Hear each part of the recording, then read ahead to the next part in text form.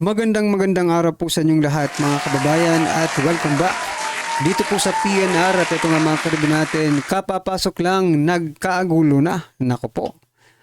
SP Escudero at si Sendanya nagharap impeachment kay Vice President Sara Duterte, malabo na. Yan mga kababayan, patungkol po riyan ang ating alamin at bibigyan ng komento ngayong araw na ito. At eto nga, nasa thumbnail natin, nagdesisyon na.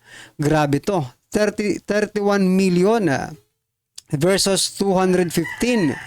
Gusto nyo ba ng gulo? Yan mga kababayan, no? So yan mga karib natin, bago po natin simulan to, kung bago ka pa lang at di ka pa po nakapag-subscribe sa ating munting channel, please don't forget to subscribe at palike na rin po ng video ito. Maraming salamat po at eto na nga, simulan na po natin to. Sawa na ang bayan ko sa magnanakaw na tao.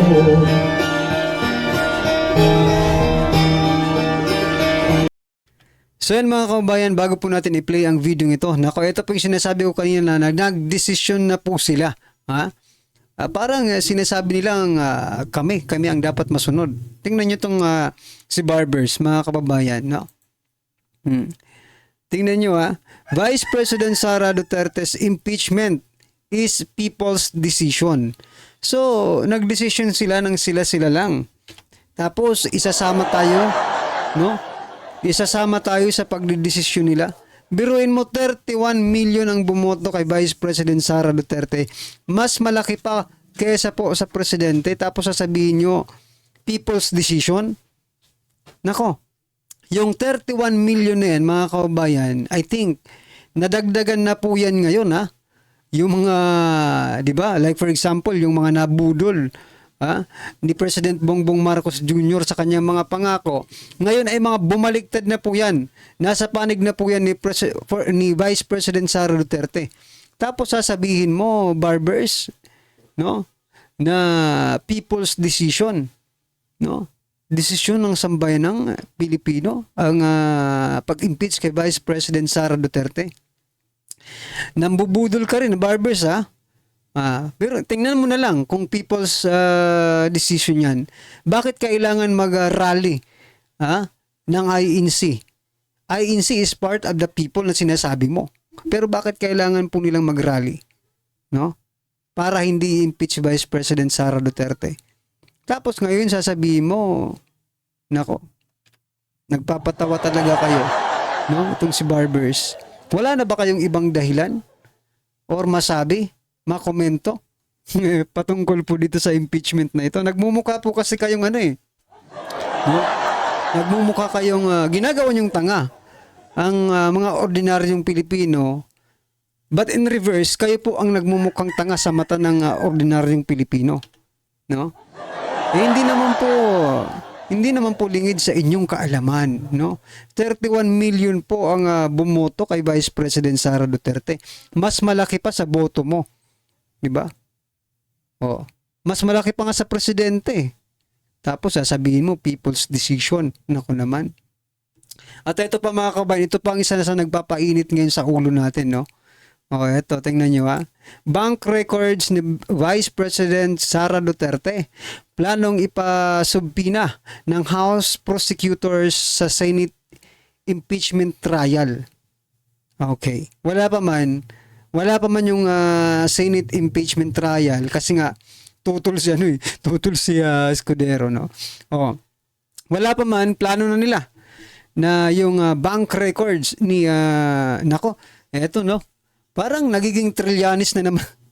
Yung kalalabasin nito, Trillanes, mga kabayan, di ba?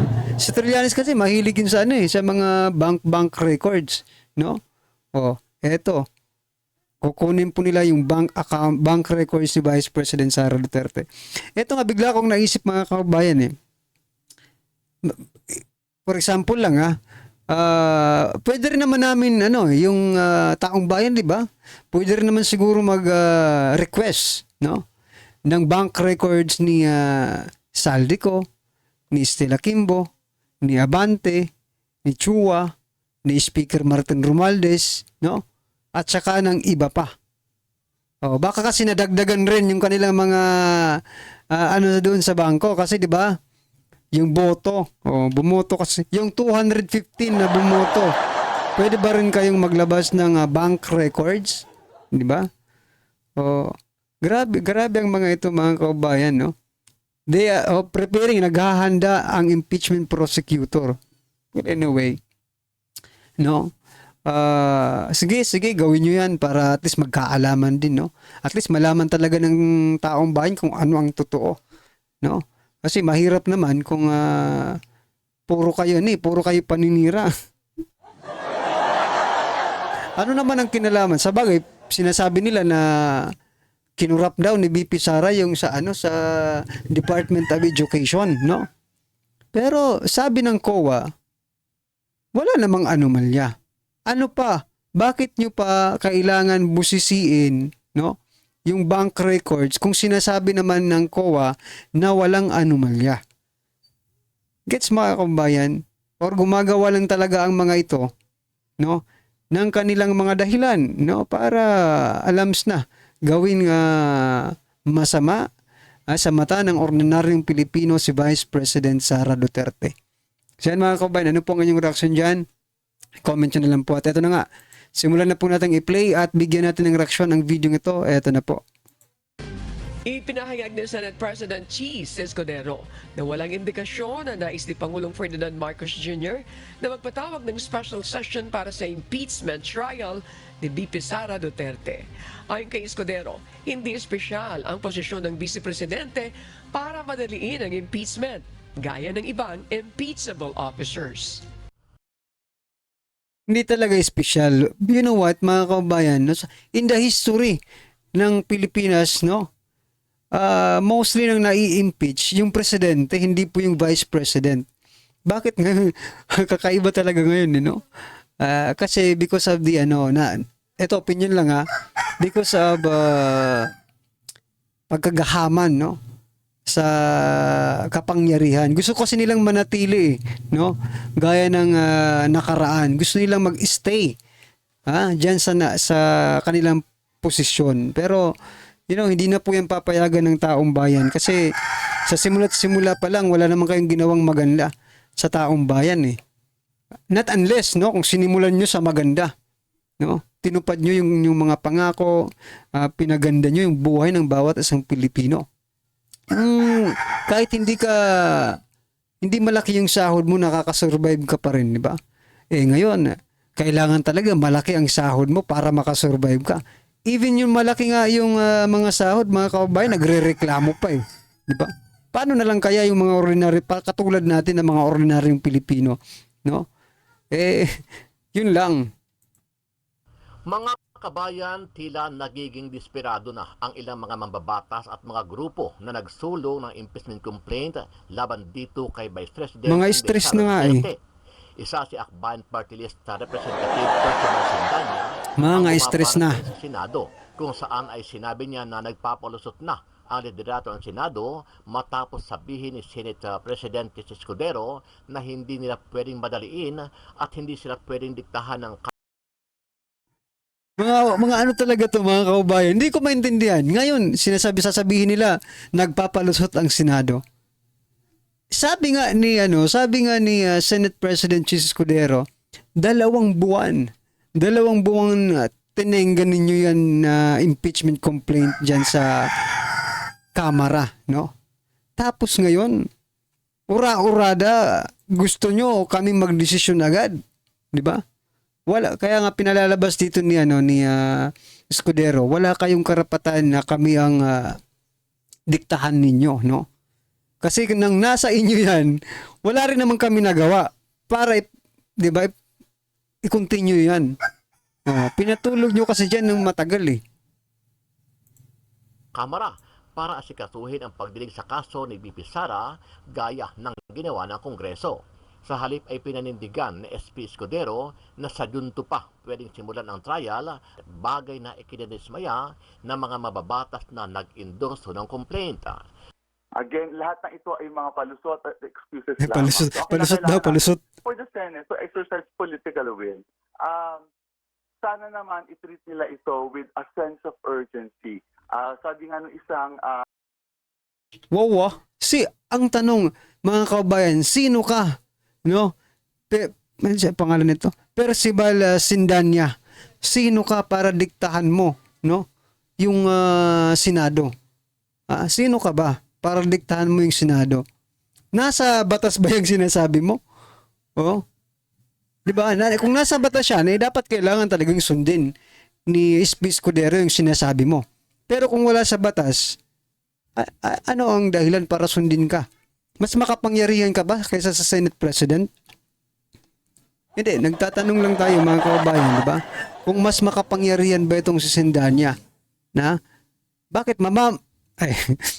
sorry, magugurgur ka ba kapag hindi yan tuloy, no? Or wala kang matatanggap kapag hindi yan natuloy? Diba? Yun lang po kasi yung mga dahilan, no? Na nakikita natin. Kaya atat na atat po silang maasikaso yan agad, no, ng Senado. Ito opinion lang maybe atat na atat po sila dahil, no, kapag hindi yan natuloy, hindi sila makakakubra ng ayuda. Ayuda na naman, babalik na naman tayo sa ayuda. Sino ang aayudahan? Kayo or yung taong bayan or yung distrito ninyo? No? Paano yung walang distrito? Diba? Katulad ni Franz Castro, wala namang distrito yan eh. Representative ng mga teachers daw. No? Kabataan Party List. Saan distrito na yan? No? Saan distrito niya iaayuda yung makukuha niya kumbaga? Kasama ko dun sa first step ng complainant, konting sense of urgency naman. Kaming mga nasa first impeachment complaint, di ba, we filed December 2. Ang tagal namin naghihintay bago eventually napunta sa plenaryo at na-transmit yung impeachment complaint. Sana yung Senado, wag naman gamitin yung parehong nangyari sa amin sa mababang refusal to take up the impeachment. Sa dulo ang sagot ko dyan, these are just all excuses. Kung matatandaan, nagbigay ng press con si Senate President Chis Escudero. Excuses daw mga kaumbayan. Ano ang tawag mo sa pagtenga ng kamera? Na kung saan parte ka ng kamera, sabihin na natin, pag tenga ninyo dyan sa Kongreso, kasama ka, di ba? Doon nga wala kang nagawa. Dito pa kaya na may separation ng power dyan, di ba? Kaya mag-antay ka lang, Percival, no? Baka ma-stroke ka na naman, konting kalma. Kalma, kumbaga, Percival, Sindanya. Kasi di ba sabi mo na-stroke ka? Concern lang po kami, kaya kalmahan mo lang, no? Baka sa sunod na stroke, madali na. Pero matapos na matanggap nila ang impeachment complaint laban dito kay VP Sara mula sa Kongreso. Ayon pa kay SP Escudero, walang dahilan para magpatawag ng special session si Pangulong Bongbong Marcos Jr. para lang dito sa impeachment trial sa pangalawang Pangulo. Tiniyak po ng Senado na hindi daw mamadaliin ang impeachment trial kay Vice President Sara Duterte. Ayon po kay Senate President Chief Escudero, wala rin ibang pakay ang paglilitis kundi tiyaking patas at tama ang ibibigay nilang hatol. Wala pang petsang tinatakda para nga po sa pagsisimula ng paglilitis matapos ma-transmit sa Senado ang Articles of Impeachment noong pong Miyerkules. Pero mga kababayan, may kumakalat ngayon sa social media, no? Parang gano'n, yung tono ng pananalita ni Percival Sindanya, ganun po rin ang tono ng pananalita ni Senator Coco Pimentel. Diba? May kumakalat ngayon sa social media eh. Coco Pimentel ang parang medyo, concern about dito sa impeachment. Tapos, dito, yan po yung picture, no? Sa kabila naman yung picture, mga kababayan, asawa po ni Senator Coco Pimentel, no? Ginawang ambassador sa trade, no? Diyan sa UAE. Di ba? Kita niyo ng connection. Di ba mga kababayan? Maybe, no? Sige, gumalaw ka diyan para hindi matanggal yung asawa mo dito. Sayang din naman yung kikitain, di ba? Oo. Kaya sige, magsalita ka na magsalita dyan. Kaysa naman asawa mong matanggal. Parang ganun po ang lumalabas doon po sa post na yon, ha? Nakareses ngayon at magbabalik sesyon ang Senado sa June 2 pagkatapos ng halalan. Una nga pong sinabi ni Escudero na para ho makapag-convene ang impeachment court ay dapat na magkaroon muna po ng sesyon ang Senado. Iginigit din niyang wala daw legal na basihan para magpatawag ng special session. Samantala, sinabi naman ng isang dating senador na kaalyado ng oposisyon na dapat ay magpatawag ng special session si PBBM para agad na umusad ang pagdinig sa kaso ni BP Sara. Ayon kay dating Senate President Franklin Drilon, kung magtatagal pa ang gagawing trial ng Senado, posibleng mabasura na ito at Atat na atat rin, eh. lalo't matatapos na ang 19th Congress at magpapalit na ng mga bagong senador para sa 20th Congress. Sige, magpatawag po kayo ng special session, no? Para pagkatapos ng eleksyon, iba na rin yung presidente natin. Mali natin, di ba? Everything is possible, mga kaubayan. Baka mag-init yung... kasi pag tinuloy nyo talaga yung impeachment na yan, there is something na pwede mangyari, no? Ito, opinion lang natin, but very possible, no? Kasi sinimulan na nga ng INC nung nakaraan, no? Konting na lang dyan, konting galawan, no? At pag may nagsimula ulit, sige, kaya bahala. Wala namang problema. Wala namang problema sa taong bayan yan, eh. Bakit tinatakot nyo yung taong bayan sa special session na yan, no? Well, anyway, eto, sasagutin ko po, no? Ako, taong bayan rin naman tayo, di ba?